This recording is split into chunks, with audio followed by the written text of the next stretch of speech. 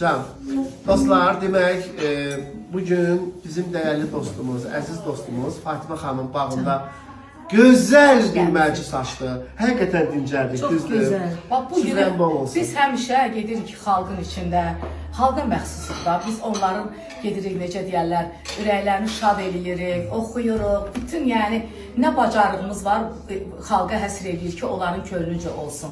Amma bugün ancaq özümüzdən xoş Teşekkür Çok ederim. teşekkür Çok ederim. güzel bir Evet, oydu öyle Fatimə bacımın, Süfrəsi açılır. bax bugün evindəyik, bağındayıq, süfrəsinin başındayıq.